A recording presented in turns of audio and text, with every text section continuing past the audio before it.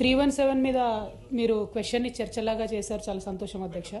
మంచిగా మీరు మాట్లాడుతుంటే కూడా నాకు చాలా సంతోషం అనిపిస్తుంది.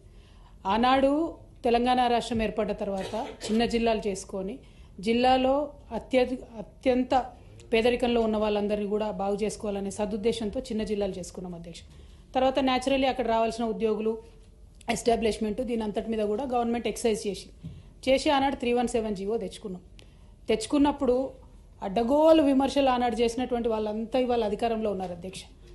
ఇంక్లూడింగ్ ప్రొఫెసర్ కోదండరామ్ సార్ ఇప్పుడే మాట్లాడుతూ నాకు ఎంత సంతోషమైందంటే నిజానికి 317 జీవో చాలా తక్కువ స్థాయిలో ఎఫెక్ట్ చేసింది, 2-3 జిల్లాల్లోనే ఎఫెక్ట్ అయిందని అన్నారు. కానీ ఆనాడేమో అట్లా మాట్లాడలేదు. యావత్ తెలంగాణలో ప్రతి ఒక్కరు బాధపడుతున్నారు అన్నట్టు మాట్లాడారు. నేను ఒకటే రిక్వెస్ట్ చేస్తా ఉన్నా అధ్యక్ష, రైట్ మా వల్ల మిస్టేక్స్ అయి ఉండొచ్చు, ఇవాళ మేము అధికారంలో లేము, ఆ మిస్టేక్స్కి ఫలితంగా మీరు అధికారంలోకి వచ్చి 1 year అయింది కదా, ఇప్పటికి కూడా సమస్యలు చెప్తే ఎట్లా అధ్యక్ష? సొల్యూషన్ చెప్పండి, ఇప్పటికి సొల్యూషన్ చెప్పండి. 317 దా కాకుండా ఎట్లా చేస్తారు అది చెప్పండి. అది చెప్పకుండా 317 అట్లయింది ఇట్లయింది అని అంటే ఎట్లా? మేము రిక్వెస్ట్ చేసేది ఒకటే అధ్యక్ష, ఎస్ కొంతమంది ఉపాధ్యాయులకు ఇబ్బంది జరిగింది, కానీ చారిత్రాత్మకంగా జరిగేటటువంటి కొన్ని నిర్ణయాలు, విధానపరమైనటువంటి నిర్ణయాలు మీరు 31 జిల్లాలు ఏర్పాటు చేసుకుంటే 31 జిల్లాల కేంద్రంగా కాకపోతే జీవోలు పాత జిల్లాల పరంగా ఎట్లా చేస్తాం సార్? మన కేంద్ర ప్రభుత్వం నుంచి సింక్రనైజేషన్ ఎట్లా అవుతుంది?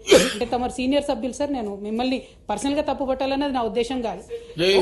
ఒకసారి జిల్లాలంటూ ఏర్పడ్డ తర్వాత వాటిని మనం కేంద్ర ప్రభుత్వానికి రికగ్నిషన్ కోసం పంపించిన తర్వాత సింక్రనైజేషన్ అనేది సిస్టంలో ఉండాలి కదా సార్.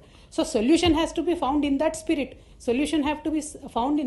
కానీ ఇప్పటికీ ప్రాబ్లమ్స్ డిస్కస్ చేసి ఇప్పటికీ మమ్మల్ని అనాలన్నది కొద్దిగా హాస్యాస్పదంగా అనిపిస్తాం sir. But I really hope తొందరగా సొల్యూషన్ ఫైండ్ అవుట్ చేయాలని కోరుతాం.